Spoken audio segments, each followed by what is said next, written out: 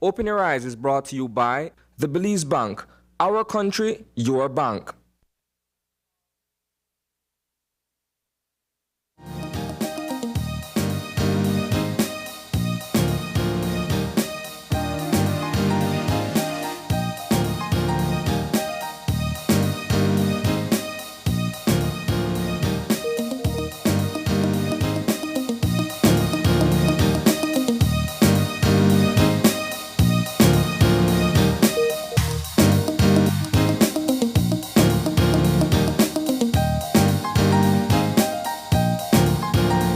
Good morning and welcome to Open Your Eyes. Start your morning right. I'm April Martinez. And I'm Gavin Courtney. And good morning, Belize. Good morning, Gavin. Good morning, April. How is the morning? It's pretty good. Yeah, it's hot. Yeah, that was legit of what I was about to say, that I'm noticing that over the weekend, and so we had all that really nice cool weather, and now it's getting it's officially warm again. I mean, it was really, really foggy on the drive up this morning. And so I don't know what I say about coffee. I always say when it's foggy that because it's be a hot day. Yep. But nevertheless, I think that it's nice to acknowledge that we live in a beautiful country. And yep. Yes, the weather changes, and yes, we feel like some areas that are real areas when it comes to weather more than others. But I like the changes, and hopefully we continue to have that chill, that Christmas chill. Yep. I was looking forward to that kind of weather, sweater weather. Oh yeah, absolutely. Me too. Every single year. But what we always do in the morning is basically talk about what's buzzing and what was the highlights of the news last night. And I found the Bogota information to be a little bit of a shocker, just in the light of when I specifically remember when they had the referendum and they were campaigning on whether or not we should or shouldn't go to ICJ. There were a lot of persons that said no to going to ICJ, not because they didn't want to go to ICJ, but because they felt that we didn't have enough information on the matter to create a particular stance, not yet. And in light of this new information, it would seem to be that was kind of the case. It would seem to be that perhaps we didn't have everything settled. And yes, we don't have any issues with Guatemala diplomatically. Yes, we have a strong relationship with Honduras, nevertheless, this was something that I think should have been disposed to the public when they were campaigning. Yeah, I think that, based on what we saw coming out from the Senate yesterday, we see that it's apparent that the issue is kind of long-standing.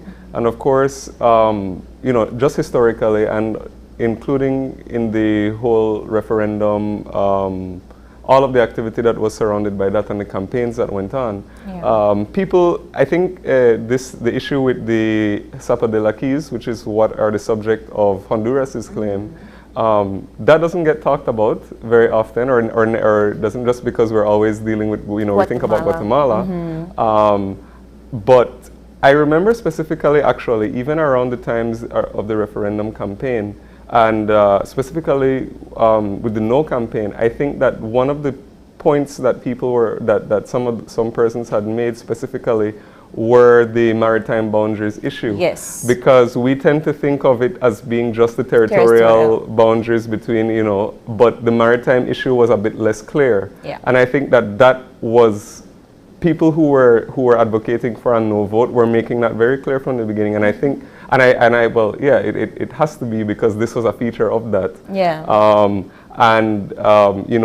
I'm not an international lawyer or anything like that, but the way how you draw maritime boundaries is different than whereas with land, you can sort of use a natural marker like a river, a mountain, or you can draw with the geographical coordinates. But the way how they actually do maritime boundaries is different, and you have different zones, within which certain different rules apply. Yeah. And it just so happens that because of how geographically Belize, Guatemala, and Honduras in that little part is situated, it actually makes it a bit not as clear-cut in the sense of, well, Belize has its own territory defined, both territory and maritime. Right. So when I say not clear-cut, I don't mean that We don't have we that don't have border. that. I'm saying, Right. you know, in terms of international law, and if we take it to an international sort of tribunal, then the rules that they're going to apply are going to be the established rules with international law, which is kind of what has led to each country having their own interpretation of Yeah. what they should have. Yeah, and you know, regardless of whether or not we didn't have issues with Honduras, or regardless if they didn't state a claim while we were discussing ICJ and the territorial claim with Guatemala, this was something that should have been discussed. And the reason why I say that is because one of the biggest measures for this campaign was, do you want to lose half of your country? And all of this propaganda that was spilling out while the educational campaign was going on. And it became a matter of dividing politics, because some people that were claiming yes alluded to one particular party, and then some people that were claiming no alluded to another, which was not the point of the educational referendum. And so now here we are discussing the Treaty of Bogota. When it comes to any deposition, and this is just my question to you, how would this play out in a proper court of law? Not just if this was a regular case and you have this new line of evidence, what would happen? Well, I think Senator in the Senate and you know, Senator Minister Courtney spoke about this a little bit, in the sense of, well, there is an interest by this third party, and whether we're talking about you know, in the context of the ICJ, or let's you know, draw the comparison to like a regular claim in court here, where there's a claim that's going on and there's a third party who has an interest.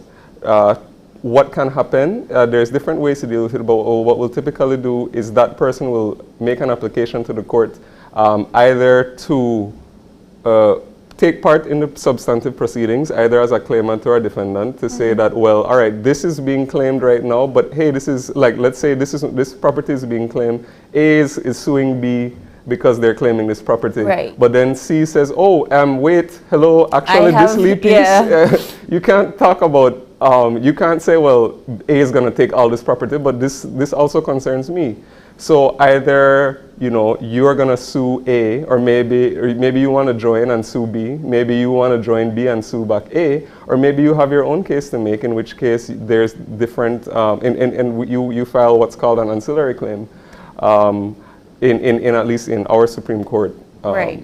But I think in the same way, at least based on what was explained in the news yesterday, is that it may be that Honduras, seeing that it has an interest with specific regard to those issues, may see that there's a Belize and Guatemala claim going on, and therefore they may want to participate.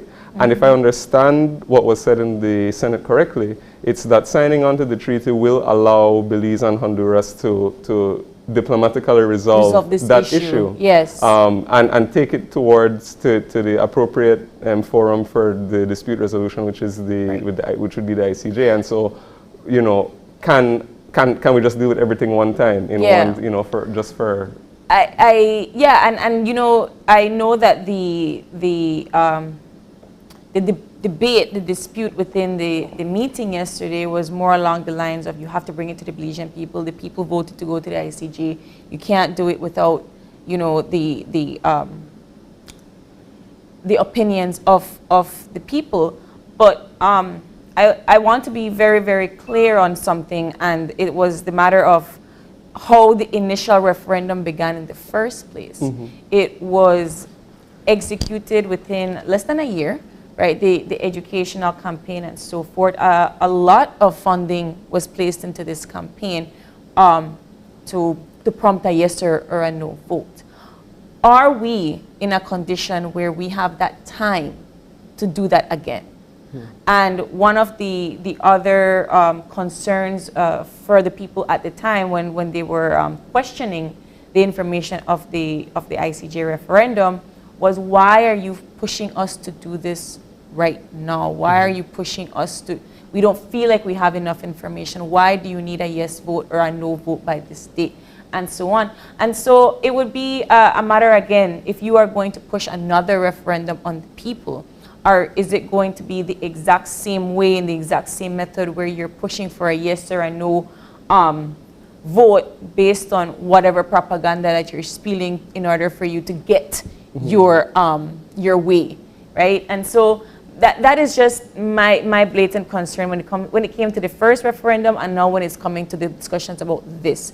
Because if we have good standing with Honduras and we can settle in a manner that is diplomatic, I believe that we should try. My only request from this administration would be to be transparent with us. And one of the reasons why we weren't provided this information was because they were advised not to provide that information. And now here we are again. So can we just be transparent this time? And this is just April's opinion. This is April's request, asking that if you are going to make these found decisions that are going to have massive ramifications on the entire country, yet again, it would be nice to be in the loop. Well, you know, I think also one of the things which I think this also highlights, and again, this is now my sort of issue with referenda in general, because I tend to have an issue with the process a lot, because it tends to want to take these very complex issues and boil them down to a yes or no, right? Right. And what will your yes or no really mean? Is it, and also exactly what you're saying is, can you actually make a yes or no decision from a properly informed perspective? Right. You know, and I think that, of course, like you said, transparency and the more knowledge that we get is going to put us in a better position to actually make that decision. Right. Since, you know, since you're saying that, well, since it's an issue of national importance, it should be, it should go to a referendum. Yeah. But again, you know, referenda they're costly, they're time consuming, and then you have the issue of propaganda, as you say. So I question. So I think with this situation coming up now, and the opposition saying, well, this should now go to a referendum, just like the first one. And I'm like, well, how are we going to, what will the question be? And how are we going to define it? And what exactly, and then at the end of the day, we have to also remember, and which most people don't also realize, is that referenda are not legally binding on the government. Right. As we saw with the referendum for the marijuana bill, as was said, and in other things. So it's basically just kind of like a litmus test to see like what the population is feeling, but the government is free to do what it wants. And I like that you reframed it that way. It's just a test to see what the population is feeling, but the population is feeling this sort of way based on the information that is being, you know, told. And it's so easy for us to get caught up in the blurred lines of politics, that we are not able to properly take in that information objectively and with an open mind, as exactly what happened in the first referendum, right? So I think that we should continue to follow this. You should continue to follow this news, you know, closely. And one of the best advice I always give students is, if you don't trust what I'm saying, if you don't trust what the media is saying, if you don't trust what the politician is saying, do your own research. Read. The information is there at your disposal for you to find out what you need to. The Treaty of Bogota, like we rightfully mentioned, we have good standing with Honduras. If we are able to settle this diplomatically, we should. If there is a need for a referendum, if you, the public, believe that there is a need for a referendum, make sure you do your own info too. You know, your own research. And just to keep things on a lighter note, and to end the What's Buzzing segment on a lighter note, passports. You don't get your new one? I I don't. just renewed mine last year. You know, yeah, I was about to say, yeah, I renewed mine last year, I think, so I have a goodly eight or so years I before have I a need a good new 8 one. years as well, but it's supposed to be this better secured Yeah. passport, sorry, in the sense that it's not going to be easily duplicated. Persons can tell if it's a fraud passport or not. And one of the better components is that you're claiming that it's also supposed to be electronically used as well. Yeah.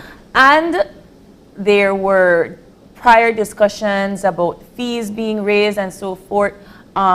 We can be rest assured that at this time, they're not going to amp up the fees for this new passport.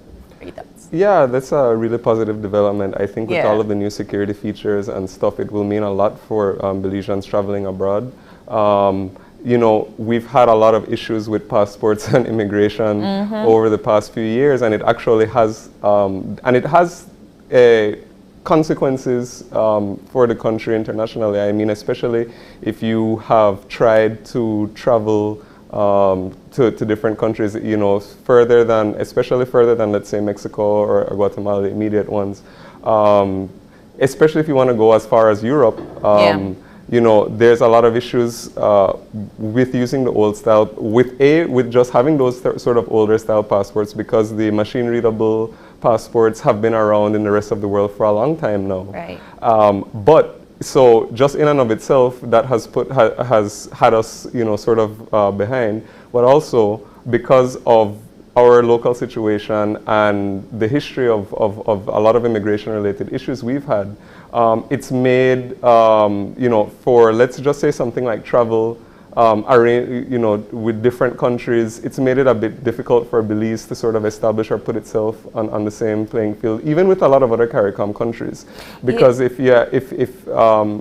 one thing that you notice, that like somebody from, let's say, Barbados or one of the smaller islands have a lot more access to the rest of the world than Belizeans do, because we need visas, or we need extra sort of security, or we need to pass another stage of vetting because of our passport and our immigration system. So seeing a big step forward like this, I think, is a really positive development, and that it's not coming with a fee increase this year. A fee increase, yeah. I think that's what a lot of people were mostly concerned about, not realizing the amount of effort that it took to create this new passport and this e-passport, as you rightfully mentioned. And one of the biggest concerns that Belizeans had when it came to like passport application and so forth is long lines to go to immigration, and of course having to travel all the way to Belmopan and Belize City just to get your application in and to get your passport documents in and so forth. So I'm seeing this as a new way forward. And of course, it's putting us more into that developmental stage and on the international playing field as we know it. So from now on, whenever maybe you go to a new country, I remember going into other international countries, and they would say, where is this passport from? Or they would look at it and really analyze it before taking it into consideration. Well, I actually, somebody before, just now I was saying, I was thinking about this experience which I had, and I was wondering if I should actually say it. But I've actually been in a situation where traveling internationally, and somebody saw a Belize passport, and they're like, we actually have a note to look at these, because there's been issues with people coming with fake passports, or people with, okay, well, this person is, you know, a Russian citizen or from so and so, and they just got this new passport from where. So there's so I've actually had that experience, and so that's how to tell you that other countries are paying attention to what we're doing. Yes. And that's why these new, more secure passports, I think, are very important, because that's actually something that's happened to me.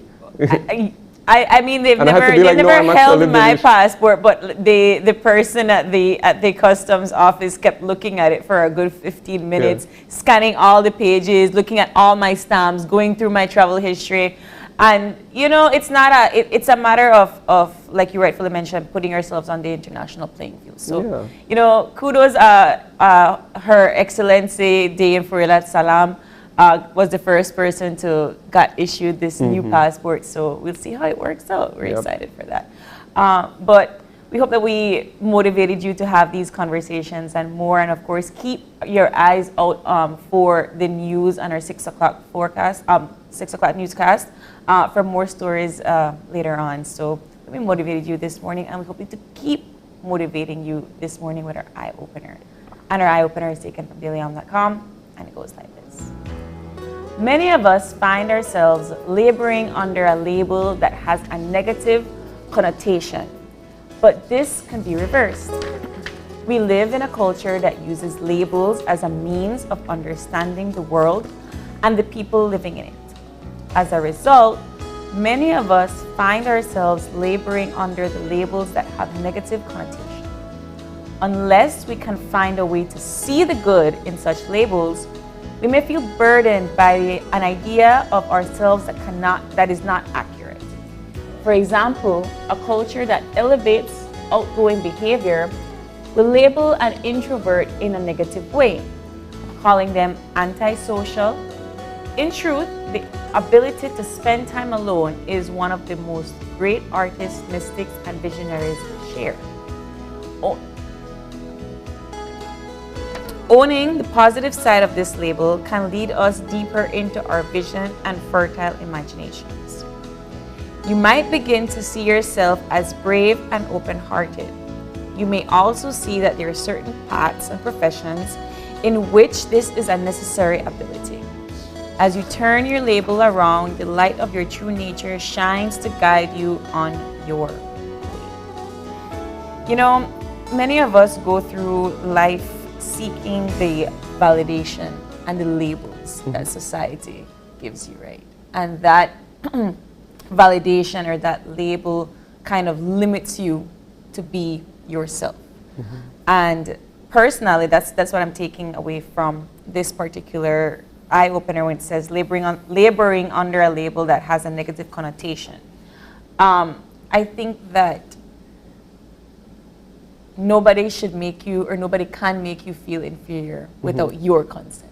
For sure. Right? So even if the society is saying, oh, you're lame because you're an introvert, or you boring because you're an introvert, that's their idea. But you know you're not boring. You know you're fun, and you know watching Netflix, eating pizza, and drinking wine, that's the best time ever.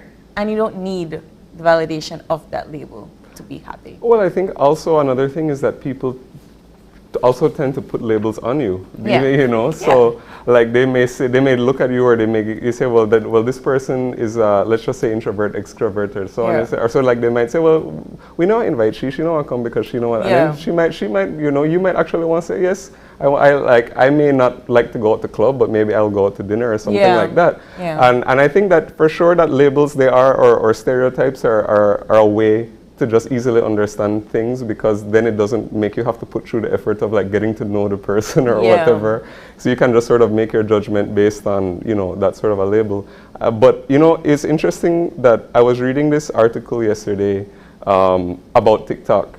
And I don't use TikTok that much, but what they were basically saying was that there's been this trend on TikTok of people trying to like just label themselves that I'm this type of, and just because I'm autistic, I can't really remember the different types. But basically, it was saying that once you apply this label, it means that you sort of dress a certain way, that you enjoy doing certain things, and that you fit into this little box. And I'm like, how can you, as an individual, try to be like, because I'm this type of person, well, I like to read books and I drink tea and I do this and I don't do anything. And I'm like, yeah, well, I mean, maybe somebody might like to do that, but it doesn't mean that that's the only thing you can do. You know, so that's what I mean. Like labels limit you. I feel like they limit you just because you like drinking tea and reading books doesn't mean that you can't listen to Metallica. Yeah, exactly. You know, and so And as society continues to do it, because we like to see things in black and white only, you know, when life is just numerous shades of gray that you will never be able to fully comprehend, but we want the easy way out, like you rightfully mentioned, right? So try your best to not fit into societal's limitation box. Do your best to be yourself 100% as authentically as you can be. And don't let the negative connotations stop you from being your true best. So is my advice for this morning. I love this eye-opener. Continue to be you, the ultimate you. And as we continue to be ourselves, we listen to the weather. Good morning. Good morning. Good morning, Chief. How are you? I'm doing good, thank you. I hope that you are motivated to give us the weather for this morning. Okay, today we can expect mainly fair and warm weather. Okay, and the 24-hour forecast? Okay, mostly sunny skies today, partly cloudy skies tonight. Showers will be isolated, with the chance for a few more over the Toledo district tonight. Okay. And our temperatures, our highs and lows? Okay, highs will be around 88 Fahrenheit along the coast, 93 inland, 82 up in the hills. The lows tonight, 81 Fahrenheit over the coast, 73 inland, and 68 up in the hills. So I'm guessing we're not going to be having lots of winds today. No, generally light from the east to southeast, 5 to 15 knots, and the sea state light chop. How does that affect our outlook for tomorrow and tomorrow night? Okay, for Wednesday, tomorrow we can expect similar weather, except with maybe an isolated thunderstorm or two inland in the afternoon. So partly cloudy skies, isolated showers, isolated afternoon thunderstorms inland. And warm, just similar to today. Okay. I'm very foggy today, so I imagine that it's just going to continue being hot. Any tropical updates or advisories or warnings? Okay, the tropics, there is one system of interest, and it's near Bermuda. Last night it had a high chance of developing, but now the chances are going down. It has a medium chance of development into a tropical depression today only, I think, and conditions are becoming less conducive. Okay, so keep an eye out on that one. All right, but that's the only thing, and it's not near Belize at all. All right. Well, thank you, Chief, so much for that weather update. We'll be tuning in soon. You're welcome. All right. All right, bye-bye. All right, there you have it. Yeah, hot. Yep, like we said. Yeah, hot today and yeah, hot tomorrow. We'll continue. Of course, you can see another update from our friends at the Met Service in our newscast tonight. But we'll get moving into our show for this morning, and we have 3 lovely sessions lined up for you, starting with media literacy and media literacy training for teachers in secondary schools. So we'll be having a couple of teachers in studio talking about how this media literacy training has helped them in their lesson planning. And for our second conversation, we are going to be shifting gears, and we're going to be talking with some of the winners from the BTB Tourism Awards. And we're going to be talking to them about their experience at the gala and what the award means to them. So that's going to be our second conversation. And wrapping things up, we will have our friends from Veganish. Vegan-ish. I imagine that we will be making vegan dishes and her having vegan treats. Joining us will be the owner of Veganish to talk to us about the business and, of course, maybe even create a vegan dish or two. So you don't want to miss that. But before we get into all of that and more, we'll take a short break. We'll be back with more OYE. So stay tuned.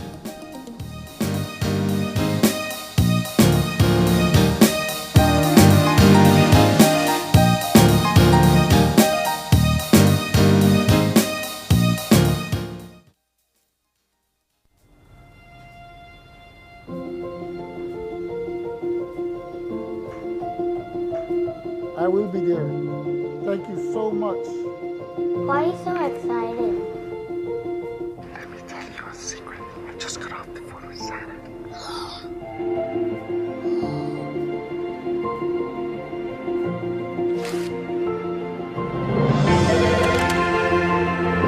Hi, Santa. For Christmas, I want a pea shooter, a football.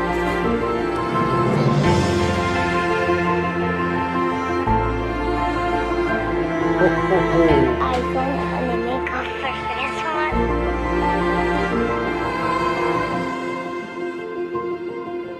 Oh, come on. 1 second.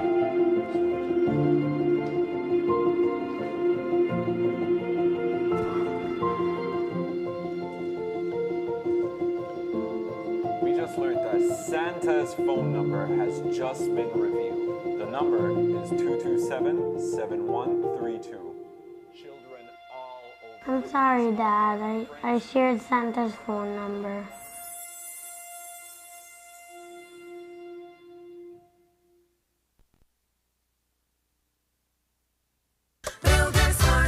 Welcome to Builders Hardware. End of the year mega sale where you can certainly get what you are looking for. That's right. We're cutting costs and slashing prices across the store. This sale starts from October 15th until the end of the year. Enough time for you to plan, shop safely, and save some money. We're having a huge discount. 20% on paint and 30% and more on selected items just for you.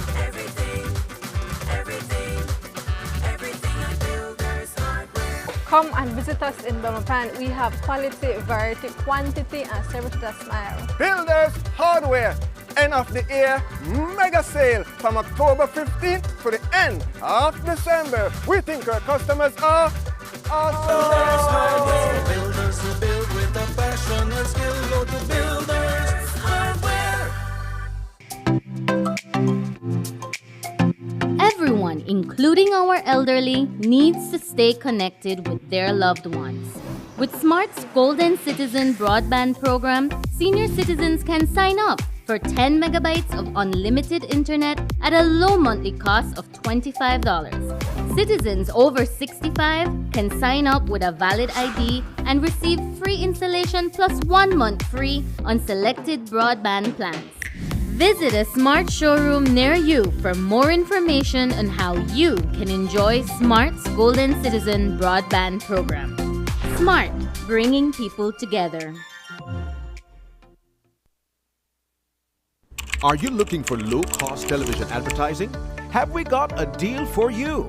Advertise on Channel 5's Daily Classifieds. Channel 5's Daily Classifieds is one of the most effective methods for introducing yourself and your business to the community. Use our Daily Classifieds to recruit employees, promote specials, promote your products or services, promote a business opportunity, increase traffic to your website, and advertise items you have for sale. Let us help you to save valuable time and money. Call us today at 280-0013 or visit us at our offices on Coney Drive to discuss how we can help your business grow affordably. Channel 5's Daily Classifieds. Advertise today.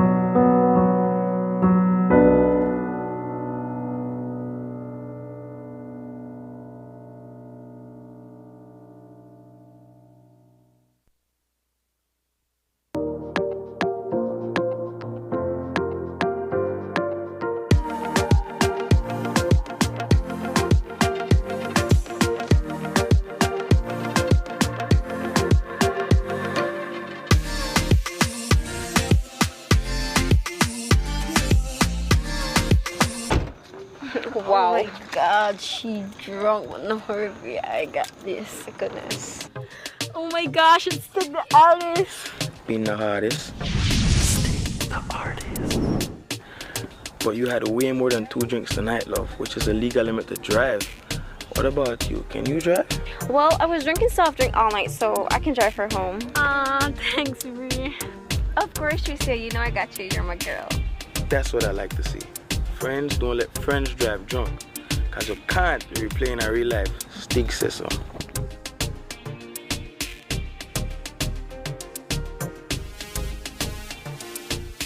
we play in a real life.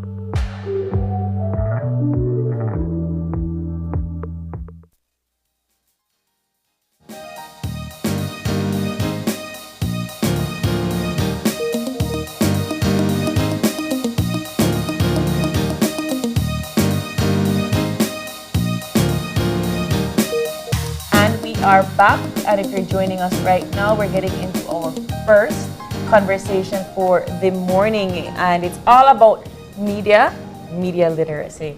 And to talk to us about it, we have Melissa Bradley, who is a teacher at the EP York High School. Good morning, Melissa. Morning. And Mr. David Anderson, who is also a teacher at the Anglican Cathedral College. Good morning. Good morning.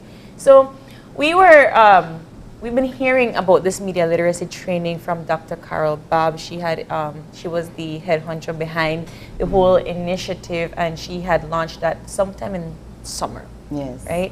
So in August. So you are still going through this training. So talk to us about the intricate details of the training. What all did you have to understand before you went in, and what have you learned as of to recent? Okay, so we started off online doing a workshop, and we learned about the importance of media literacy and why we need to teach our students to be responsible while they're on the internet. It's not only for students, however, since we know that this is where we get to influence the younger generation, this is where we are starting. So 4 schools were involved in the training, and we learned about different types of media and why what we put on it must be vetted. So for media literacy, we looked at it as media smart, knowing what it is that we want from the media and how to use it. So we looked at different types of information. For instance, when we go on the media, how do we know that what is on it is actually fact? Right. And so this led to a discussion about misinformation, disinformation, and malinformation. And so we had to get into the definition of these and figure out what type of information these are and how we can get our students to understand the difference between them and how to use it responsibly. Absolutely. let's get into how this this training is helping you to change the way you do your lesson plans. How are you using this now to perhaps foster new development of activities and the way you actually relay information in the classroom? Well, the end objective is to create a sense of awareness in students, young Belizeans that encounter or use this type of technology. We all know that this young generation can be seen as the infotech indigenous. No? They're indigenous to the infotech world, the information age. And they're conditioned to interact in such a way. They're faced with all this type of information every day. And we try to create a sense of awareness and accountability, all right? Generally speaking. This accountability has to do with being proactive in deciphering what is fake news, what is malinformation, what is misinformation, what is disinformation. And as a means of doing so, the students tend to be more cautious in their actions and become wise users of social media platform. With respect to integrating that into lesson plans now, that's where our skill as educators come in. All right, we have to find topics that merge and collaborate or foster this type of concept, media literacy. I teach integrated English, so a perfect topic for me to introduce the principles of media literacy is through reported speech. Reported speech as journalists and persons who work in broadcasting, we deal with information, taking information. We're like brokers for information. Yeah. We get information from the primary source. We as secondary source, then we relate, convey it to other people. So this is a type of concept and the type of practice that we want to sensitize students about being responsible for your actions when it comes to using social media or electronic outlets in general. Right, because students don't necessarily like to research. Indeed. In this area. So how do you take media literacy and use it to develop a student's critical thinking? So in Belizean Studies, one of the activities I had them doing, since we had to look at sources, and you notice how some of the connection between even the different subjects that we teach, we have some topics that interrelate, right? So we can use intertwine, we can use them in one subject as well as in other subject as well. So what we did in our social studies class, I had students researching information on Belize, and you would not believe it. We use the 5 W's, the who, what, where, when, why, you know, to look at why people put information out there. Who is the person? Who is the audience? Did they put that information there for fame, for popularity, or did they really want to give people factual information? And you would not believe the information we found about our history. I mean, you would not believe that in every single district in this country, there is a capital. We have a capital for every district. I mean, the things that these students are like, but miss, that is not true. This is not true. I said, yes, but if I had told you to go and research information for a presentation without looking a second time or searching up, searching for another source, a more trusted source, you would have brought this information because it's on Mr. Google, because that's what they do. Miss, I'll go on Google, and they think that everything that they go and search for on Google is fact. And so we found a lot of things that were untrue about our history. And so we opened their eyes to this information, and then also we asked them, okay, so now, since you're doing this, how do you reflect on what you normally do on media and any form of media that you read and see? What do you do now? So they are learning to question. They do not take everything at face value anymore. So they're questioning everything. And one of the things that I like, they're even questioning the teachers even more. Yes. And I tell them, you know, I'm not one of those teachers who will get offended While I know that we do not know everything, but we must also humble ourselves into learning new things. And I would tell them, you know what, we will learn together. So even the teacher as a source of information, they're starting to question.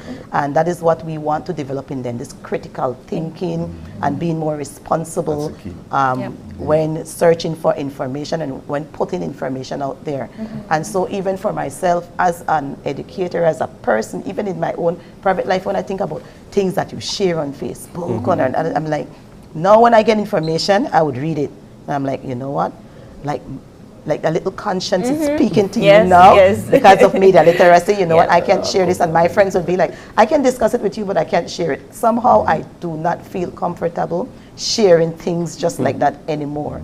And so this is what it is doing. It's not only for the students, it's for all of us, because I believe that media literacy, a more media literate world will change the world, because these things affect people often. When we look at the malinformation, when people use information to bring down the character of another one, I know, or blackmail people and so forth. When you look at that, I would tell my students, put yourself in the other person's shoe. How would you feel if somebody did this to you? So we learn to be more responsible with the information we share, even if it's to our closest friends. So it sounds like the training has been pretty comprehensive, and it's not just focused on, let's say, academic setting or research. Absolutely. And so it's kind of like teaching, well, I suppose both the teachers and the students eventually how to interact with media sort of in a general sense. Ethics. Teaching ethics, good media ethics, if you want to sum it up as that. How do these, this training, I guess, has seen you to understand the social skills of the teenager or the high school student, because you were talking about, you know, what they spew on the internet in respect to social media. So how have you been able to kind of maybe relate or understand your students a little bit better when socially when it comes to using social media in that aspect? Well, one of the things we're looking at is popularity and people wanting to be influencers. And so that's one of the driving forces behind these types of fake news. People wanting to be influencers, so they know the more views they get, the more popular they become, and so forth. So it helps me to understand the teenagers or the students that I teach, mainly through their use of social media. This is their life now. This is their life. Almost every single student I know either have some type of account, and it's like a job for them. They have to go and make sure that they're on it, responding and posting. And so with this media literacy, it helps me to understand what they are going through. But I also understand that I have a responsibility to teach them to be responsible on these platforms, because we cannot take it away from them. And so one of the things that the schools have started to do, some schools and more schools will need to get involved with it, is find ways to use these social media and media on a whole and integrate them into our lesson so that students feel more at home, bringing what they know, what they are comfortable with in the classroom, so we get better performance from them. And so we get them to make videos and so forth. For instance, not to speak too much, this week is Global Media and Information Literacy Week. It started on Monday and it will conclude on the 31st. And for us at Edward Peoria High School, I started a literacy club there. And so what we will be doing along with some of the teachers, we will be having, tomorrow on Wednesday, we will be showcasing some information, because we have not gotten a chance to reach the entire school. So this week we're working on that. Every single day this week, we're putting out messages over the PA system about media literacy. Since not all the teachers took part in the workshop, because only a certain number took part, and so it means that we did not get a chance to reach the entire school. But this week, we will definitely do that, and through our little display that we will have tomorrow as well, getting the entire school involved, and so it's a whole school event. Based on your interactions with your students, what do you think is sort of like the current level of media literacy that they had, you know, so let's just say coming into it, do you find that they were aware of the things like misinformation and fake news and stuff like that? Or was it more that you were sort of introducing these concepts to them and they were sort of just learning how to filter for the first time? When it comes to fake news, everybody had prior knowledge of fake news, thanks to a former American president. Donald J. Everybody knew what fake news was. Yeah. These, the additional concepts were, I wouldn't say alien, but they weren't known to students as yet. So, we were the ones that had to introduce these concepts to them and again, sensitize them towards this type of thing. Which leads us into the theme for this Media and Information Literacy Week 2022 that will be hosted in Nigeria this year.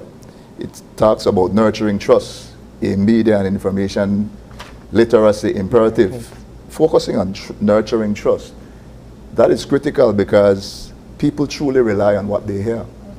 Yes. You know, information makes the world go wrong. People say money makes the world go wrong, but that's somewhat of a contradiction. Information makes the world go wrong, and if you're unable to trust the sources that you're getting this critical information from, then what's the use? Yeah. The major objective, or what this can lead to, if we receive information that is not trustworthy, that is not valid, it would lead the individual in a severe psychological state. Like, I'm not sure if you're familiar with ideological colonization, where you're fed with a litany of data, information, and in so doing that consumes you, and you become less of a person. You lose yourself. All right? So we have to develop this idea of, again, accountability and putting things out there that people can really use to advance themselves and help with the advancement of society. Period, point blank. How do you as teachers take the skills or the knowledge that students already had prior to this media literacy and have them incorporate it? And the reason I say that is, for example, you said that a lot of them are on some sort of social media platform, and that does open their doors to certain skills and certain developments, right? But for example, if I tell my students, hey, let's do a digital project, the amount of efforts that they would put into creating an Instagram reel would not necessarily go into creating their digital project, right? And I'm just speaking from experience. So how do you advise them, or how do you teach them that, listen, that is same concept, just put it into your school? Okay, one of the things that I do, I continue to remind them about the fact that they need to be responsible on social media, and knowledge is something that you share. So when people go and see anything that you are doing where media is concerned, they should be able to trust you. And so you want to develop that trust, and so you're going to put in the effort that is necessary to gain that trust from people. One of the things that we're doing at Edward Pierre High School, we're starting up our newspaper again. So actually tomorrow will be the first publishing for this school year. So we're encouraging our students to write articles in it, maybe a letter to the editor. I know one of the articles in the newspaper for tomorrow that we should be publishing is a concern about our cafeteria and how to improve it. They like the fact that we have 2 different sections now, however the lines are too long. So what students are doing, they're looking at things on the campus, but how to say it responsibly without offending anyone, and how to, and they're trying to get more students involved in this as well. So with the media literacy that we're trying to teach and instill in students, it's not only something for school, but something for outside. We bring the newspapers in as well, and we discuss articles, and we ask them, what do you think of this? You know, sensationalism is big in the news, but what makes it fact? How do you identify fact in it? And the same thing when they watch the news, they come and they discuss with us what they saw on one news, how it was said in another news. So when they get to do their article, they have all these sources that they can look at, that they can draw from, and so they know what to do, what not to do. But we keep reminding them, that they have a responsibility to produce factual information. It's not for fame. And on that topic of sensationalism, we all know that people like being right. They like being right. So there's a concept called confirmation bias, where this is a tendency to interpret new evidence as confirmation of one's existing beliefs or theories. They want to find things that would solidify or validate that notion that they have. People always want to be right. So the thing is, with this confirmation bias, then to counter it, we all know that intuition has to do with gaining knowledge based on feeling and perception. When we hear something, we quick judge. We say, I have a feeling that's true about this person. You know? Yeah. I have a feeling that's true. But you have to be counterintuitive. Right. All right? You have to go against your feeling.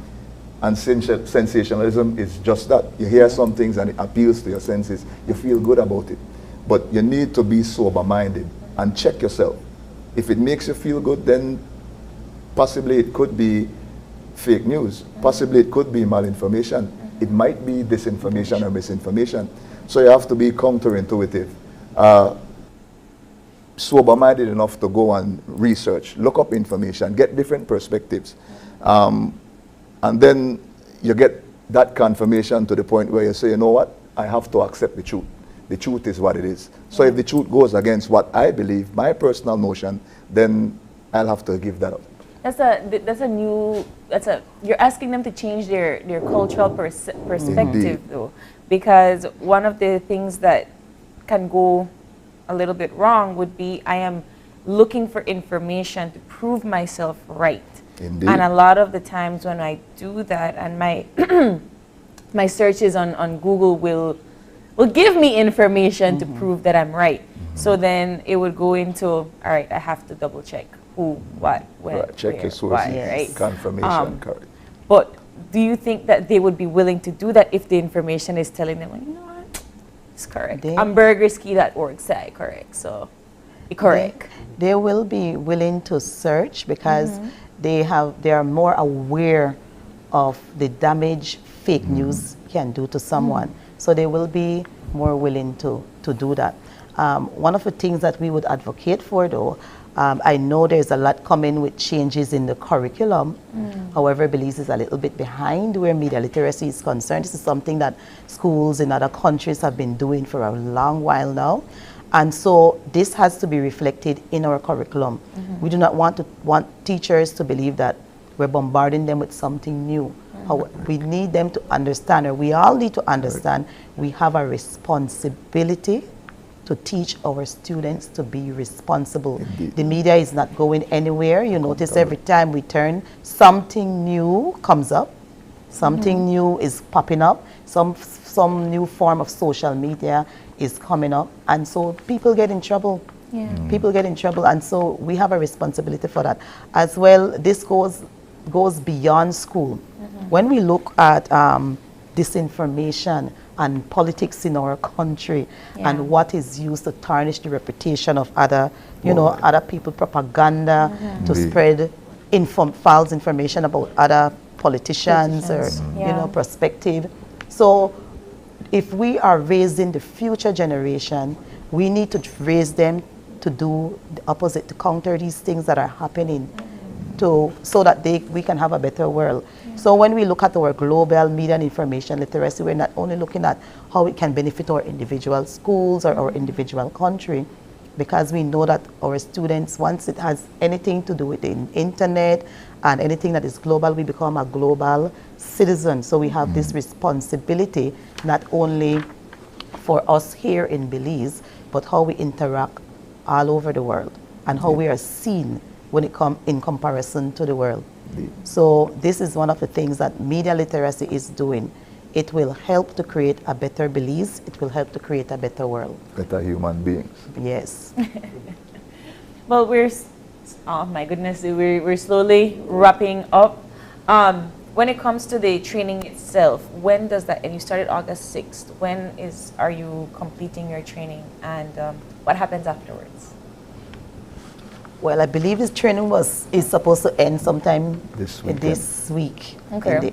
This week, and we continue with what we are learning, and we continue to teach our students and integrate the media literacy in our lesson however we can, because it doesn't fit for every single lesson, and this is one of the things we want to get out there. It doesn't fit for every lesson, but every time you are teaching and we come back to some type of media and responsibility, some of the students would say, yes, miss, media literacy, you know, and these are the ones that, these are the ones that we are teaching, as I said before, because we did not get a chance to reach all the schools since not all the teachers took part in the workshop.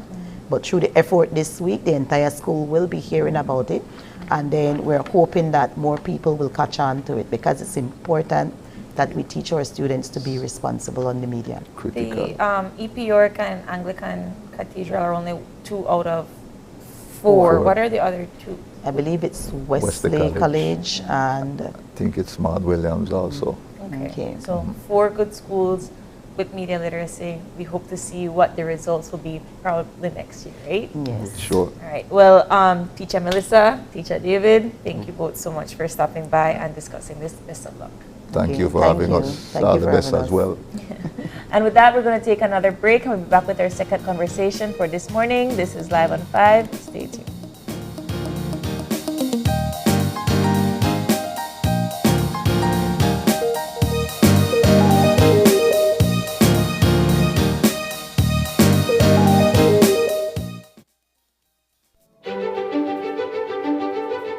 Technology is ubiquitous, and it's transforming how, when, and where we work. Fulltech Systems is placing award-winning devices in the hands of information workers, allowing them to work without compromise in a world without wires, to innovate, create, and to maximize productivity anytime, anywhere, satisfying the needs of the desk-centric remote and field worker and every other worker in between. We are providing the industry's best devices to businesses going through the process of digital transformation. Partner with us today to provide the solutions that will allow your employees to work effectively and efficiently to enhance your customers' experience.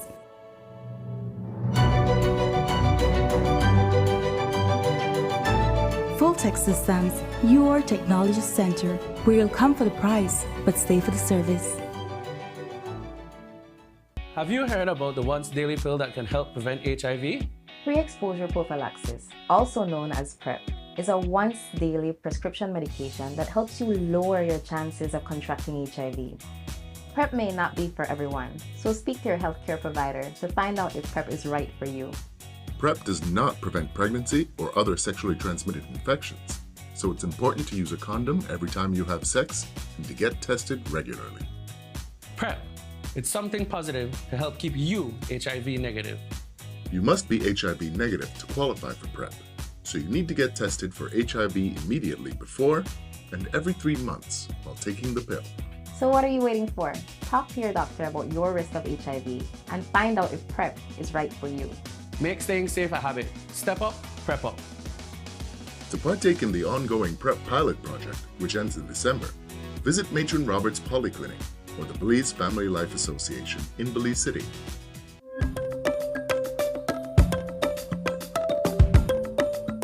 ¿Reúnes los requisitos para la amnistía 2022? Esta es tu oportunidad de aplicar. En el sitio web www.immigration.gov.bz encontrarás una lista completa de todos los documentos necesarios para la amnistía según los criterios para los que eres elegible. Asegúrese de reunir todos los documentos generales y de respaldos necesarios y las traducciones necesarias. Haz tu cita en línea con cualquiera de nuestros centros de registro a nivel nacional. Ahí presentarás tus documentos y completarás las entrevistas requeridas. Después, se te entregará un recibo de aceptación. Mientras esperas una decisión sobre tu solicitud, puedes seguirlo en línea y saber cuándo será el pago en la oficina de tesorería del gobierno más cercana. Una vez completa, recibirás tu tarjeta de residencia permanente que muestra tu estado legal en Belice. Obtenga más información sobre la amnistía 2022 y cómo presentar tu solicitud en línea en www.immigration.gov.bz.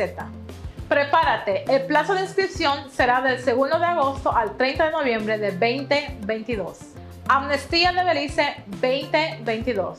Continuemos construyendo Belice juntos.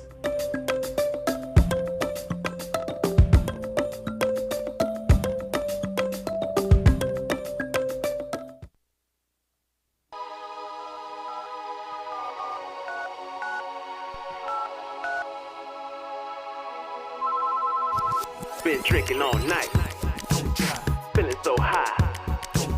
Better not drive, won't even try. Been drinking all night, feeling so high. Better not drive, ain't gon' try. Been drinking all night, feeling so high. Better not drive, ain't gon' try. If you're drinking and driving, I'm not going with ya. If you're drinking and driving, I'm not going with ya. People die every day, I'm not going with ya. I'ma find my own way, I'm not going with ya. It's okay, I'll wait. Even good people make mistakes. I don't wanna realize when it's too late. Drinking and driving is never safe. If you're drinking and driving, I'm not going with ya. If you're drinking and driving, I'm not going with ya. Been drinking all night, feeling so high. Better not drive, ain't gon' try. Been drinking all night, feeling so high. Better not drive, ain't gon' try.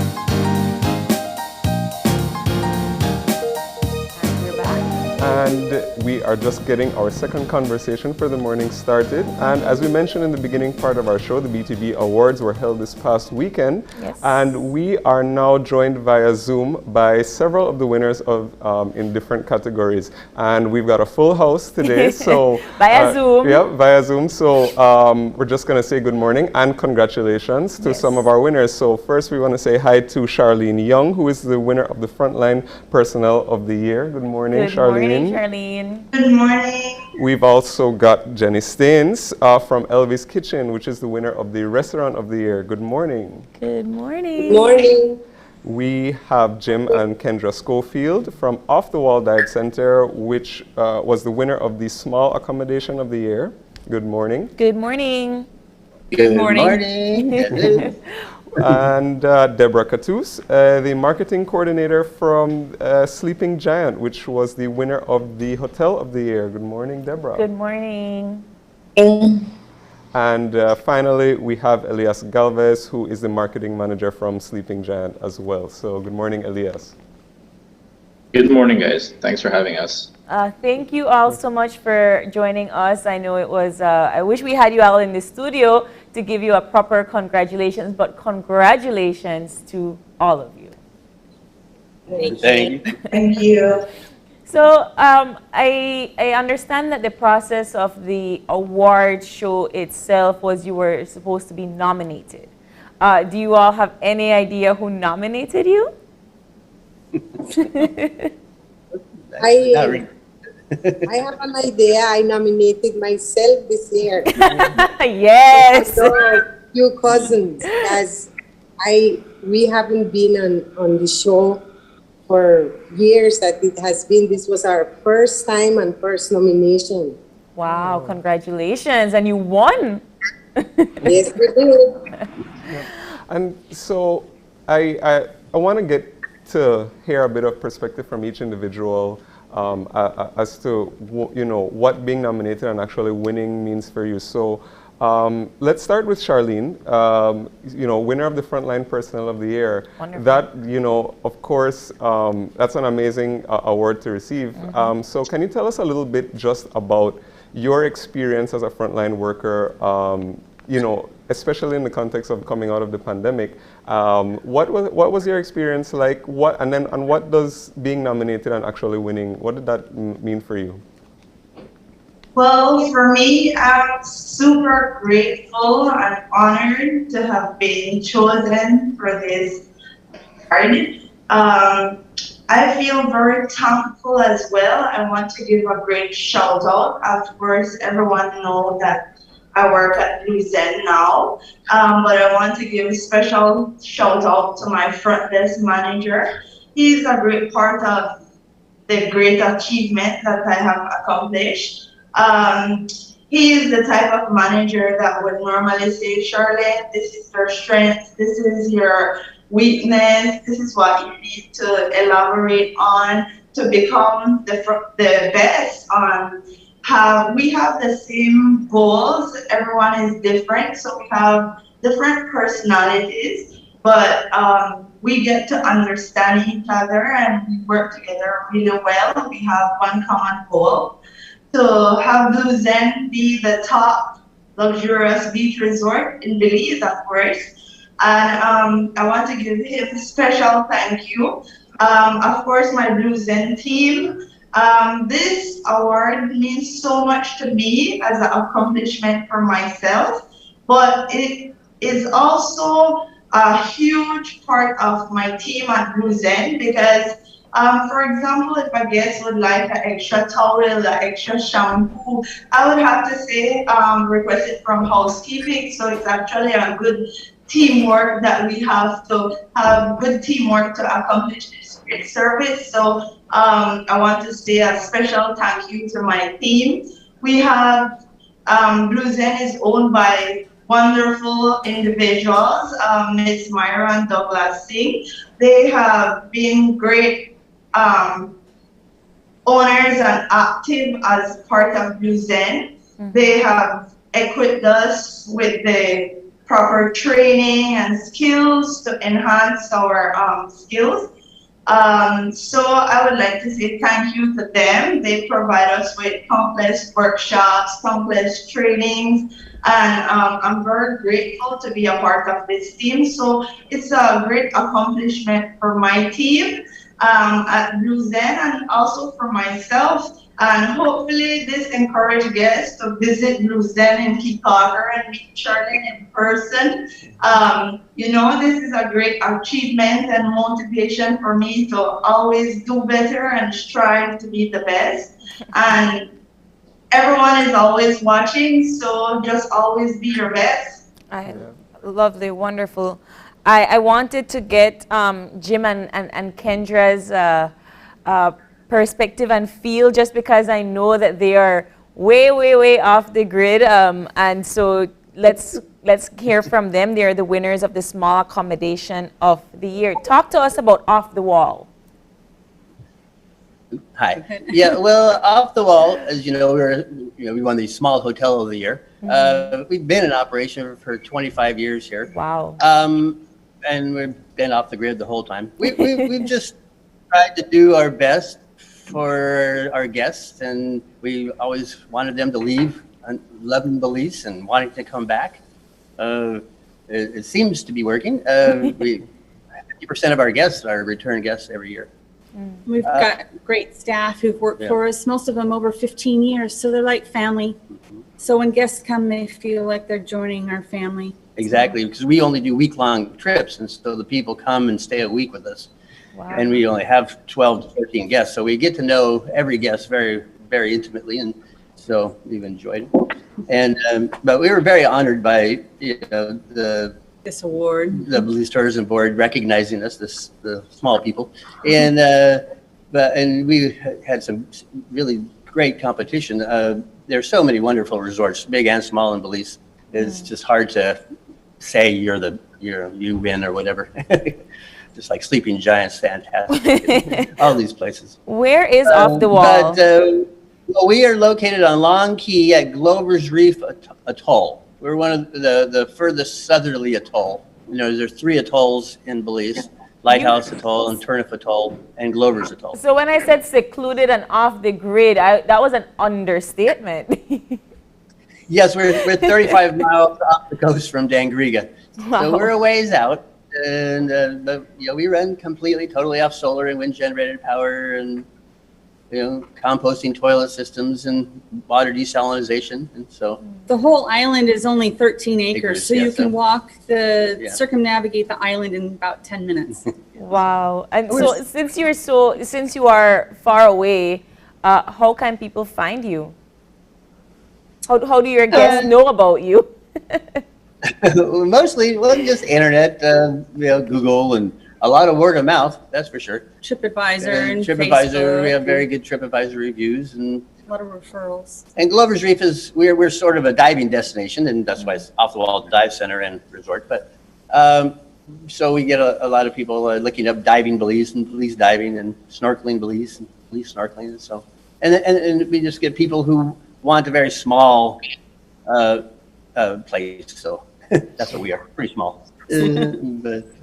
And I wanted to tap into, so I think it was Jim that mentioned Sleeping Giant, and we actually have the marketing folks from Sleeping Giant on this Zoom call.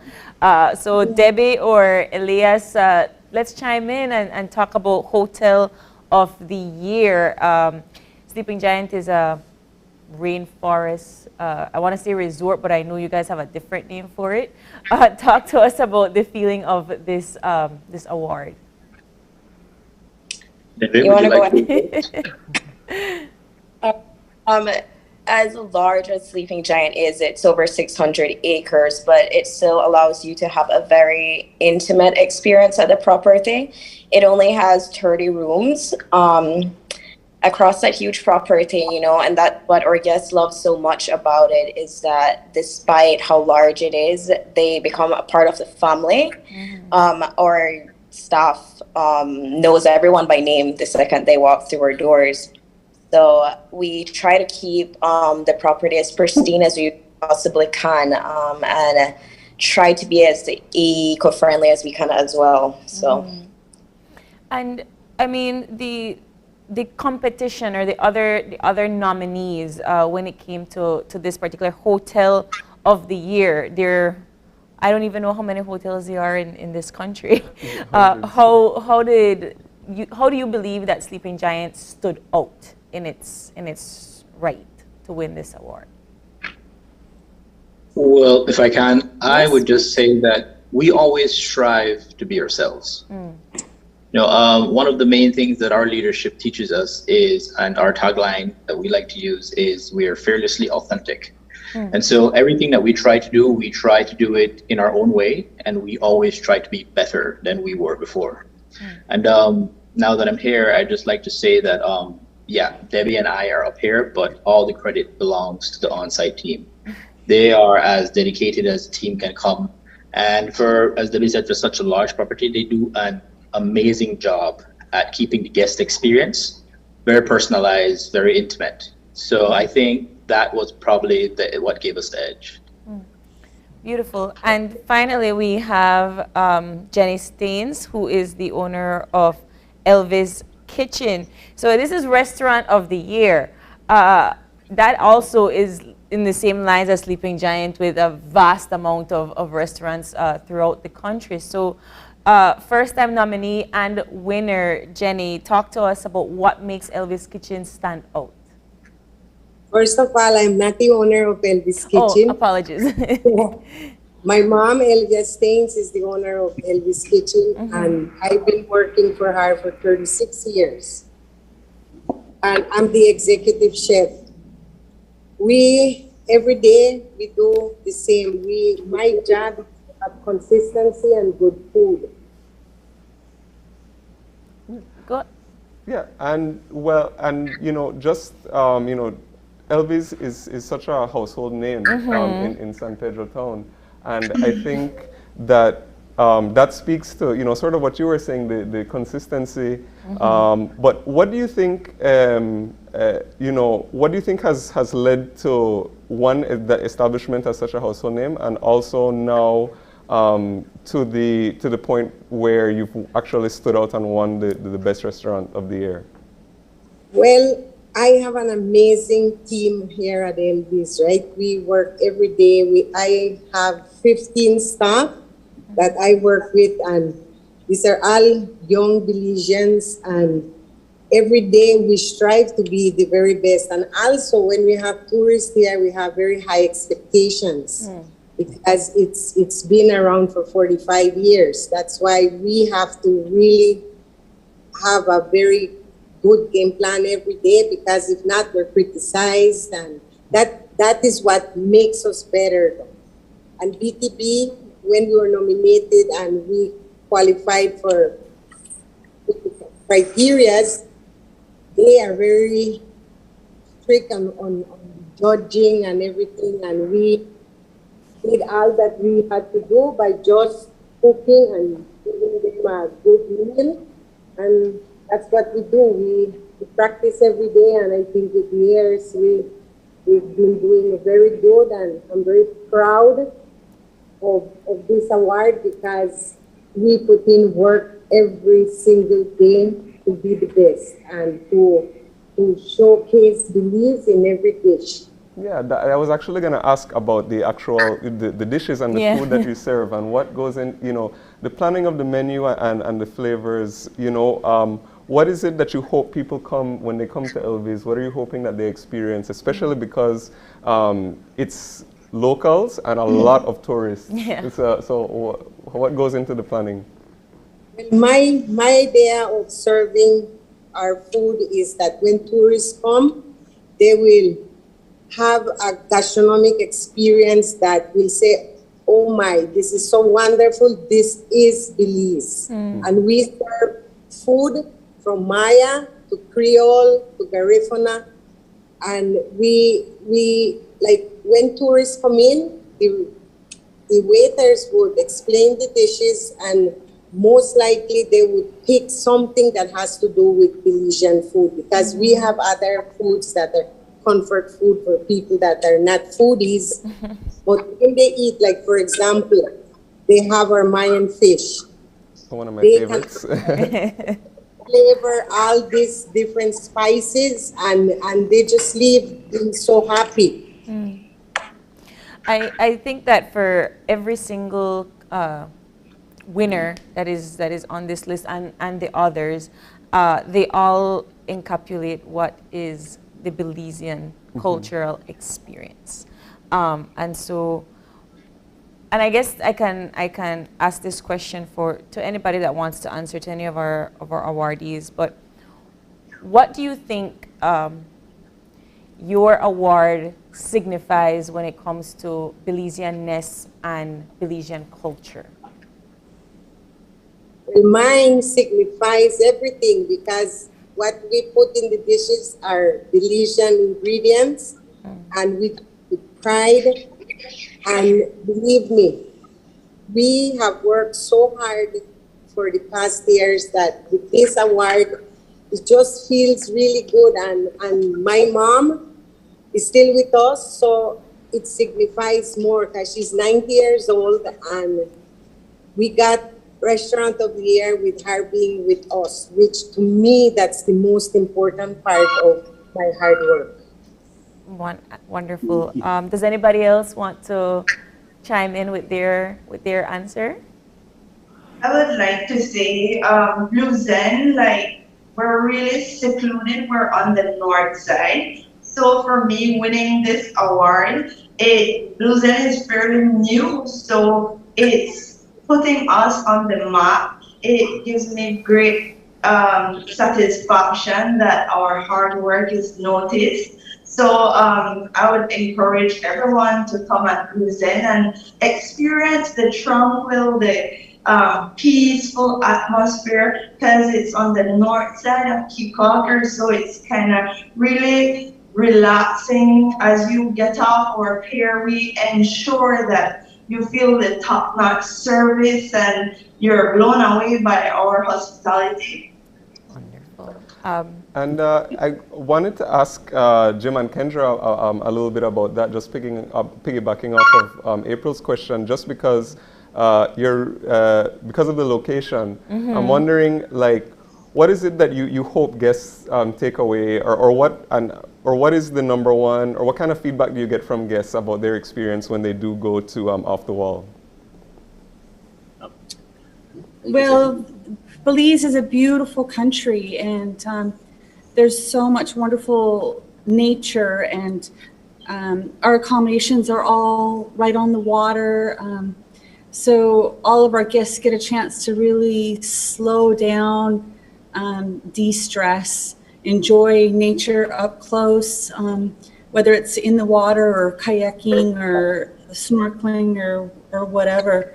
So I think being in touch with all of our local staff and enjoying nature and just slowing down in life has a huge effect on people, especially during these really stressful times as of late. Yeah, they leave very relaxed when they leave here. They also, before our trip and after our trip, they do go, we encourage them to go into the jungle to see the other, half of Belize. So they do that quite often. Almost every guest spends time in the jungle and then out here on the Key. So they get to see, both sides of Belize, which has so much to offer. Speaking of jungle, and I guess either Debbie or Elias can chime in here, most of Belize is marketed by their coast and by their resorts on the beach. So how do you create this atmosphere for Sleeping Giant being secluded in the jungle? Well, the unique thing location-wise for Sleeping Giant is that it's only 20 minutes outside of Belmopan City, and it's about 45 minutes from the beach. Yeah. So the unique thing about Sleeping Giant is that it has its sister resort, which is, we have a couple that are on the beach, so we sell a lot of beach and rainforest packages. So it's a perfect accommodation when visiting Belize. Perfect. Yeah, go ahead. Sorry? Oh, I wanted to ask our awardees, for next year, what do you think you would have to do to be nominated again and to once again win your award? What are your plans for your establishments? Well, winning Hotel of the Year signifies to us that we're on the right track, which just means that from here on out, we'll keep improving and growing, and keep offering the service that we do to our guests. Okay.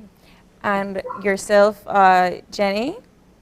Well, me, I have to continue doing what I do every day, put a lot of passion in my job and make sure that every food that comes out is the best, and that way we will probably be nominated again. I hope somebody else nominates you, because apparently Gavin says that your Mayan fish is the best on that menu. I'm a big fan. But we're slowly wrapping things up. I would like to have our awardees just wrap up our segment. Any final thoughts and words for our viewers this morning? I was just saying I just appreciate winning and being nominated and being recognized, and here at Off the Wall Dive Center and Resort, we will strive for another year to do our best, improve, and keep everything going the way it's been going. And I appreciate all this exposure. It obviously helps. Yeah. Wonderful. Our other awardees? I guess we would just like to thank the BTB for having us again another year. And like everybody's been saying here, it's just the hard work, and we're going to keep doing what we're doing. Perfect. And Chef Jenny, any final thoughts? Yes, I would like to thank the BTB and all our customers to please continue coming to Elvis, and a shout to our Belizeans that come out to San Pedro to come and visit. We have very good prices and they're affordable. And if you come to Elvis, we will treat you as you were the richest person or the poorest person. The service will be the same. And always Belizean first. Love it. And Charlene, final words? I want to say thank you to BTV for recognizing my service and dedication to the tourism industry. And as we go forward from here, I would like and would hope to have Blue Zen as the hotel of the year next year. So we're coming for a challenge. Wow. Okay. Yeah. Sleeping Giant. Then they poke at honor this year. But you know what? As a Belizean traveler, I am appreciative of all of you and all of the work that you do.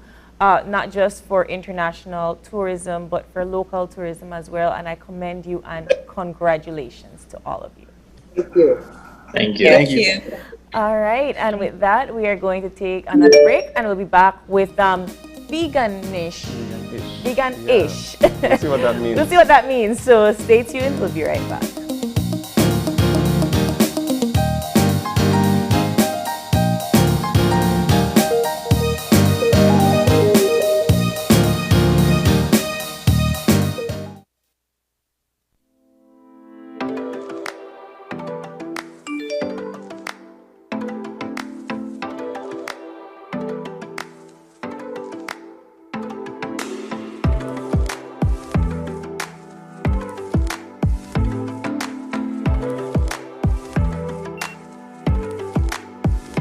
Excuse me, sir?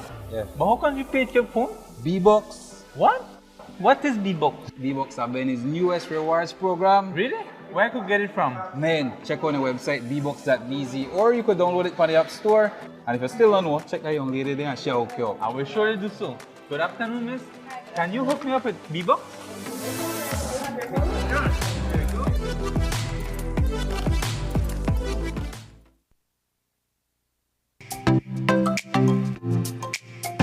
Everyone, including our elderly, needs to stay connected with their loved ones. With Smart's Golden Citizen broadband program, senior citizens can sign up for 10 megabytes of unlimited internet at a low monthly cost of $25. Citizens over 65 can sign up with a valid ID and receive free installation plus 1 month free on selected broadband plans. Visit a Smart showroom near you for more information on how you can enjoy Smart's Golden Citizen broadband program. Smart, bringing people together.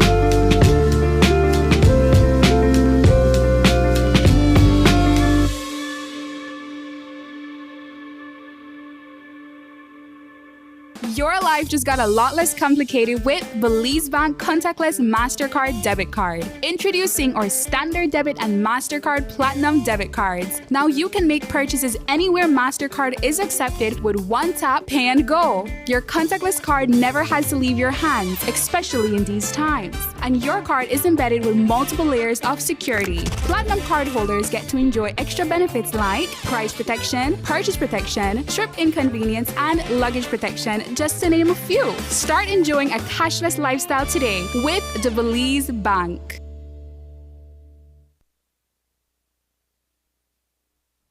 Are you looking for low-cost television advertising? Have we got a deal for you? Advertise on Channel 5's Daily Classifieds. Channel 5's Daily Classifieds is one of the most effective methods for introducing yourself and your business to the community. Use our Daily Classifieds to recruit employees, promote specials, promote your products or services, promote a business opportunity, increase traffic to your website, and advertise items you have for sale. Let us help you to save valuable time and money. Call us today at 280-0013 or visit us at our offices on Coney Drive to discuss how we can help your business grow affordably. Channel 5 Daily Classifieds. Advertise today.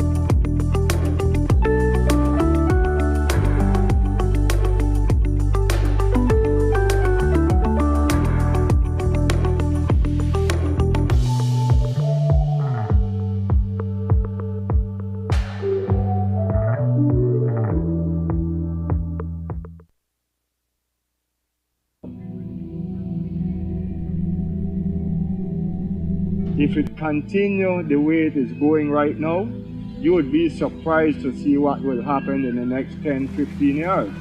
We might have nothing left. And you know what? The Guatemala and they could go back home. Where do we have to go? This is our home. We have nowhere to go. So we need some help.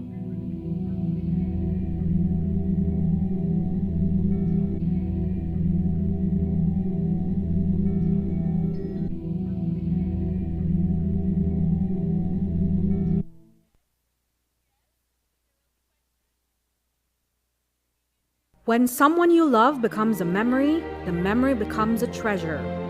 Channel 5 introduces the Daily Obituaries. The Daily Obituaries will broadcast all death and funeral announcements and memorials to honor your loved one's life and memories. The Daily Obituaries airs on Channel 5 prior to the evening newscast, with subsequent repeats at 10 p.m. and 12 noon the following day. It will also be placed online on our social media platforms, all for a standard package fee. Celebrate their lives and memories with Channel 5's Daily Obituaries. Honor in life and reverence in death.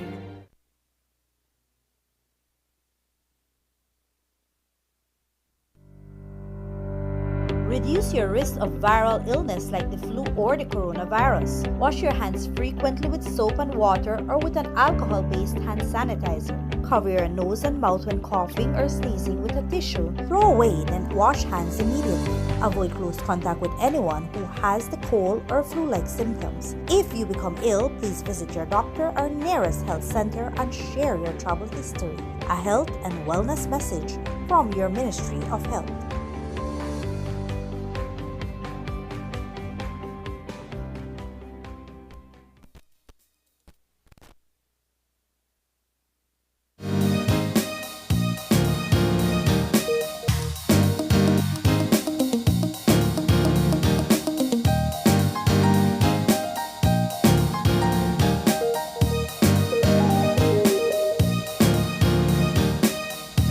are back with our final segment for this lovely Tuesday morning. Joining us in studio, we have Luwane Daniels, the owner of Veganish. Just a little bit, not fully vegan, kind of vegan. Luwane, how are you? Thank you for being here. Great, thank you for having me. Okay, so the ish. Yeah.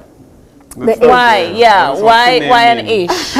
Because the ish is basically, I've tried the vegan lifestyle, you know, and due to some health issues, I needed to change my diet.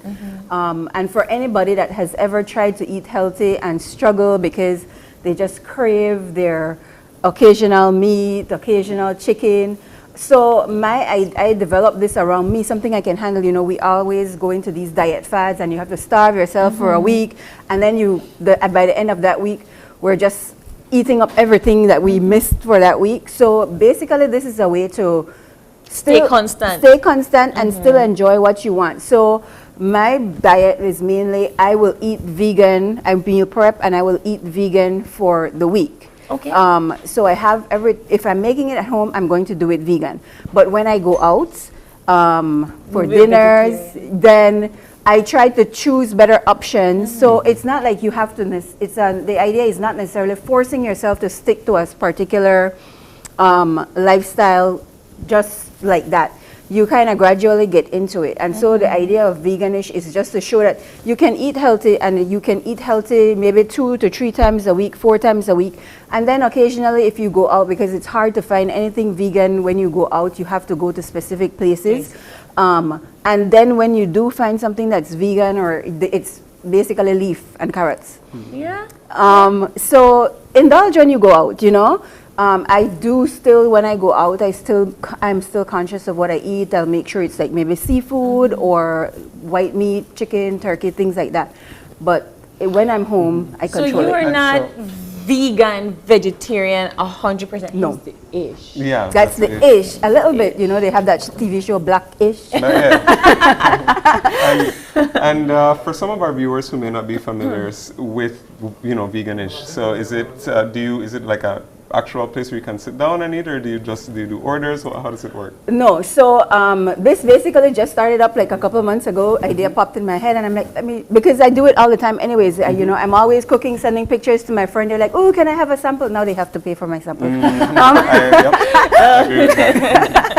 So it's me just home based, and occasionally I bake and then I advertise for sale. So I brought you guys some baked cornbread today. Oh, can we open? Yes. I like your slogan at the front. Oh, yes, see? Craving satisfied, guilt aside. I mean, perfect. So. And so can you talk to us about your recipes then? Well, I don't want you to give it all away, but for example, this is cornbread, you said? Yes, so this is a jalapeno cornbread. I love cornbread, and it's made with whole wheat flour and the cornmeal. And so my recipes are basically, I take everyday recipes that I use, and I just substitute the eggs and the milk. So I would use a plant-based milk. So for this, I use a coconut milk. For oil, I would use coconut oil or olive oil. And then so for the egg, you can substitute it with flax meal, or you can substitute it with applesauce. Okay. And then you can use, So you're Gavin him wait. He just I see the jalapenos on top. How is it? No, it's good. So the pepper not hit me yet. So the pepper not hit you. I don't know if you can do more pepper. If you're into pepper, you can do less pepper. And then most of the time, people that do cornbread would use they would use the whole kernel corn, but I use the sweet corn. Ah, nice. So it adds more moisture. So what did you substitute for your cornbread for the eggs? For the eggs, this did not need egg. This is a vegan recipe, so there is no eggs in this. So we use apple cider vinegar, and there was coconut milk, honey, trying to remember, and vanilla, I think. It's really delicious. No, it is really nice, and I like the mix because you can taste a little bit of the sweetness from those ingredients, but then the jalapeno and the savoriness comes through. So I really like it. I'm a fan. And me too. Me too. Yes, I think here it is. Yes. But also, I love that. So for other cornbread recipes, you don't really get to see the natural ingredient inside. You know, this has the corn. You see the jalapeno right on top. You see the corn, the actual corn kernel inside. And it smells so good. And there's no sugar in it either. There's no wow. sugar. Okay, see, even better. So I could have two. Yeah, you could have extras. So what? I was gonna ask, like, so do you know, find inspiration from your recipes basically more based on what you like, or do you also like look get some feedback and ask, like, what would you like to have from Veganish? I could take, for right now, I usually just go with what I like. I'm a foodie. Yeah. I like anything food, and I try to play with a lot of things and mix up a lot of things. So this is something that I love. I've always loved cornbread. But I do like an apple cinnamon. So this weekend, for Monday, I'm going to do a bake sale. So I'm going to do an apple cinnamon muffin and and then I'm going to do a pumpkin chocolate chip bread. Wow. So those are the things I come up with creative. But if somebody has an idea that they want to try out, then I'm always. Well, I mean, you look like you're about to show us a recipe right now. So what are we making today? Okay, so today we're making, and these are good, like muffins. So I like muffins and things like that because I'm busy. So when I get up in the morning, I don't want to have to go and prepare breakfast or anything. So these are simple, healthy ways that you can prepare a breakfast. You can prepare it the night before, and you get up in the morning, you take your breakfast on the go, and you can eat it on the go. So you can grab a muffin, eat it while you're in your car driving. Right. Or so these are overnight oats, and you have chia seed puddings. So overnight oats and chia seed puddings, if you guys have heard about those before, it's basically oatmeal. The chia is really good. It has a lot of omega-3 things like fiber, and it's low in carbs. So these are just examples of what you can do. You do it overnight. It does not take a lot of time. So so what do we do first? We can do the chia seed. Okay.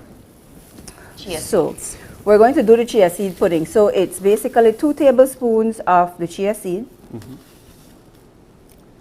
What does chia seed do for you? Chia seed is very good. It helps to detoxify. So it's very good to regulate your stomach. Chia seed also provides a lot of fiber. It's low in carbs. And as you'll see later on, these little seeds expand, and so they're very, very filling as well. So it's very healthy for you. People with diabetes, it's good for them as well. So we're going to put a little bit of vanilla.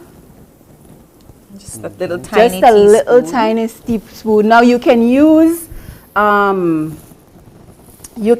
honey, but I'm using agave. Oh, okay, yes, which is also very good for you. It's very fine. Where you find your liquid agave? Because I could never. I bring it in. Sorry. I got to spill your secret on TV. We have to get it at Veganish. Well, I actually just bring it in for personal consumption, but I'm sure the health stores have them. And then you put in half cup of almond milk. You can use coconut milk as well. Okay. And then do you prefer almond milk as a preference? Yeah, I'm lactose, so I use only almond milk or coconut milk. I don't do Lala and those other dairy-based milks. Oat milk is good too? Oat milk is good, but I prefer almond milk out of all of those others. Okay. So the oat milk, I'm still getting used to it. Yeah. So, and all you have to do is stir this up, and you leave it, you cover it. I use a mason jar. Okay. And then I cover it with a lid, and then in the morning you're going to see these you're going to see these expand. Okay. And so it's supposed to get and then you can add just try to do the TV magic here. TV kitchen, right? Yeah. So we have that's not that, the next one. The other one. We got this here. And here. This is what it's supposed to this look like. is what it looks like. If you can see how the seed, can you open it for me? I have my gloves. Yeah. If you can see how it has expanded. Wow. You yes. see? And it's thick. So it's like a pudding. Yes. So it's like a pudding. Okay. And I suppose you could also like add ingredients that Yes, you like. So if you you wanted can to put add- like fruit or Yes, you can add ingredients to it. So here, So this is the finishing. wait, it's not finished yet. Oh, no, it's not finished? Nope, it's not quite finished yet. What we're going to do is kind of, for presentation purposes. You are the owner of a restaurant after all. So. We're going to put some coconut flakes on there. Ooh. And voila. Voila. So we gone from prep, so this is prep, and this is final product. And the prep took what, less than 2 minutes Yes, to prepare? less than 2 minutes, and you stick it in your refrigerator, and when you get up in the morning, you grab it, you grab a spoon, and Ready you to go go. through the door. You don't have to, you can eat it when you get to work, in that 5 minutes before, or 2 minutes, it does not take you long. So that's pudding. That's pudding. Okay, so I see you have something else. All Yeah. right. So now I have a banana. We're going to now make the overnight oats. All right. It's basically This the one, same, yes, I know. Yeah, the Yes. same concept. We're going to take half cup of oats. This is rolled oats, not quick oats. What's the difference? Rolled oats, the old-fashioned oats. I think that's the more healthier. Yeah. Not Quaker oats. mhm. Yes. Quaker oats does have an old-fashioned line, and then you're going to still use the chai seeds. So you're going to do a tablespoon of that because it adds to it as well. Okay. You're done with that. So chai is in, oats is in. What? Vanilla is in. Agave is in. So agave is something that you use frequently for these kinds of Yes, recipes. because it cuts down on sugar. I usually, like, if I'm doing things for myself, I will use agave as opposed to, but when you're mass producing, sometimes I would use like maybe the better choice of sugar, which is the brown sugar. So here I'm using a protein powder. This is an peanut butter protein powder. Okay, you bring that in too? Yes, for Okay. myself. I But just- I do see them here. I do see them here. And then we're going to use our milk. Here we go. Okay. So you could use half cup of milk. I like mine with a little bit more than half I cup of prefer, milk. if you do half cup oats, I prefer to like 1 cup milk, just so that it balances Yeah. or you just Yeah. get too thick. But see, this one isn't cooking, so it's not. So I usually just do like a little, maybe a couple. See the layers on this cup? You have Yeah. the oats, the chia, the everything. And and you have a lot of different nutrients in this one cup because you have your protein, you have your fiber, Yes. and then like And you said, oats is so good for your It's heart healthy. health, Yes. and so cholesterol as well. Yeah. So we're going to mix that up, and again, you set it in your refrigerator overnight, and it comes. So this is a chocolate one that I did. This is the finishing product. Yes, that's the finishing Voila. product. Yeah. So there you have the chocolate. And in this, I also used cocoa nibs, like the raw cocoa nibs. Nice. So I dropped those in there. And that, yes, I know you could find. Yes, you can. I usually get mine here. Okay. Yeah. And to these, you can add anything you want. So here, if you want like a peanut butter version, you could add like chocolate and peanut butter goes very, very good together. So you can add a little bit of peanut butter in there. You can just put it at the top. You can add your peanut butter to your chai. You can add banana. You can add strawberries, blueberries. Go crazy, anything you want to do. So at Veganish, you create meals like this, which is more of a breakfast. And then, of course, you have your muffins also that can be a snack or a breakfast. Talk to us about maybe some of your lunch dishes, dinner dishes. So I'm not doing dinner. I'm not doing dinner as yet. For myself, I would prepare things like for meat, I would substitute mushrooms. So I would do the portobello, the oyster mushrooms, So things like that. And just do mainly vegetables. I do some maybe pasta. From time to time, I do like tuna. Okay. But for the most part, I'm sticking so far. I've not decided to expand more, even though some of my friends say, why don't you food prep for me? I'm not as constant with my food prep for myself, so I don't want to set them up and not be constant with them. But that was gonna actually be my next question. I was gonna ask more about the feedback that you get and what you hear, like that is. about the, I guess, filling the need for people who are looking for not only the healthier options, but also those who have those health restrictions that they can't eat certain foods. So do you find that like a lot of people are wanting these kind of options? I was surprised that there was, yes. And, you know, I have a friend that messaged me and she said, oh my gosh, you're veganish too? I'm veganish as well. And so, because I feel that over time we've all jumped on some type of diet because we're trying to do the best we can, but it's not sustainable. It's not sustainable for an ordinary person that loves food like me to stay away from. Like I said, I'm lactose intolerant, but if you give me a cheesecake, I will eat it, and I will suffer the consequences afterwards. But that's like okay. Every other person that is lactose intolerant, I hear it. But so. Any future plans for Veganish to be a physical storefront? Not as yet. Like I said, we've literally just started to really push products this week. Last couple weeks ago, I did my first batch of baked goods, and this next coming Monday, I'm going to do my batch again. So I want to start slow, so I'm starting from here, and then I'll see as things pick up. But I do see people are asking and people are talking. So as people if I start to see the needs and requests of people, then I'm going to start to So let me help you out. Where can we find you on social media, and how can I get my dose of cornbread? Okay, so I am on Instagram and Facebook at Veganish Belize.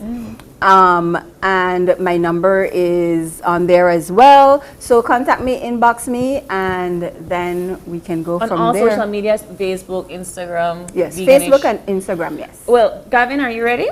Which one are we trying? The oats the chia is right here, so I'll do that. I'll do the oats and cheers, because I'm excited. All right, let's see. Ready? Hold on. Because you don't not eat the cornbread without me. I usually don't hesitate. You don't. All right. So cheers. Cheers.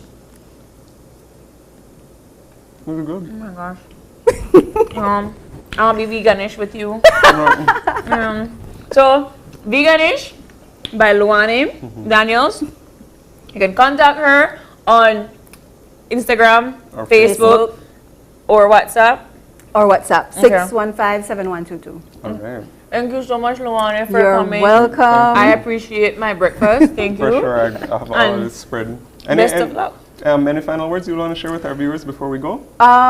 Just go follow the page. I only have like 100 people there, so the more people that come and like and follow, support. I'm doing, like I said, pumpkin chocolate chip bread and apple cinnamon muffins on the 31st. All right. So order. Perfect for the Halloween, Halloween vibe. Yes, that fall. Luane, thank you so much. You're very welcome. Thank you for feeding us. And with that, we're going to take our final break, and we'll be back for a wrap up. So stay tuned.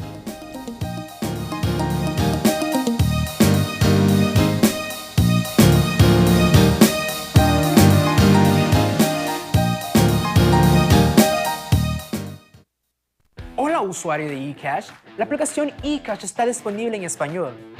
Cambiar el idioma de tu aplicación de eCash de inglés a español es rápido y sencillo. Déjame mostrarte cómo se hace. Primero, abre tu aplicación eCash. Introduce tu PIN. Toca el icono More en la parte inferior de tu pantalla. Selecciona Security. Selecciona Language. Y luego selecciona Spanish.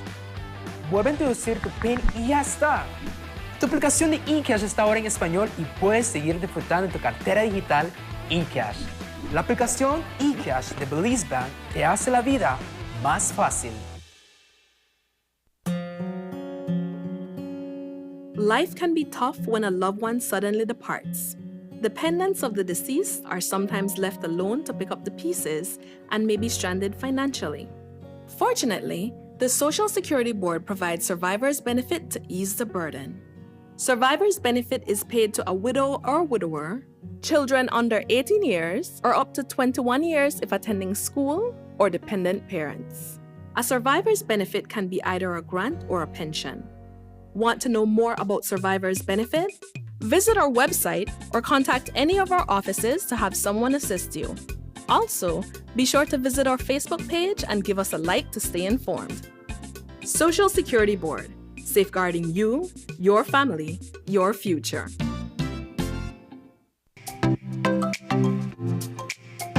Everyone, including our elderly, needs to stay connected with their loved ones.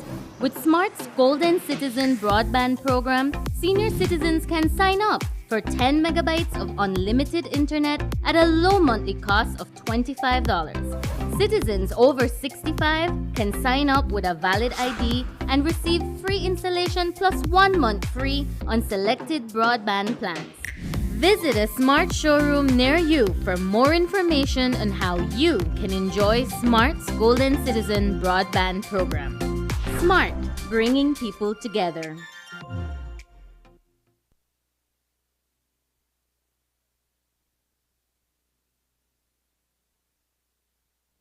Are you looking for low-cost television advertising? Have we got a deal for you? Advertise on Channel 5's Daily Classifieds. Channel 5's Daily Classifieds is one of the most effective methods for introducing yourself and your business to the community. Use our Daily Classifieds to recruit employees, promote specials, promote your products or services, promote a business opportunity, increase traffic to your website, and advertise items you have for sale. Let us help you to save valuable time and money. Call us today at 280-0013 or visit us at our offices on Coney Drive to discuss how we can help your business grow affordably. Channel 5 Daily Classifieds. Advertise today.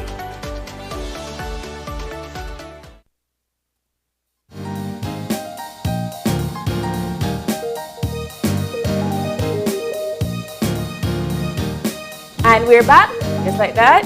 Thank you all so much for hanging out with us this morning right here at OIE.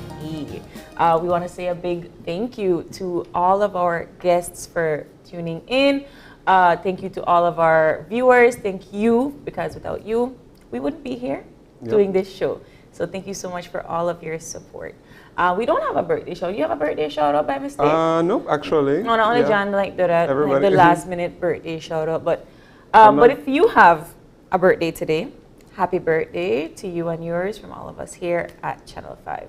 And if you have a birthday that you'd like for us to air on the show, you can always drop us a line right here, oie@channel5belize.com. You can also find us on our social media pages. You can see Facebook at Open Your Eyes BZ and also on Instagram at OIE Belize. And of course, we want to thank you so much for tuning in. And of course, we'll see you tomorrow when you open your eyes. Start your morning right. And be sure to keep your eyes, your minds, and your heart open. Have a safe day. Hydrate. Bye.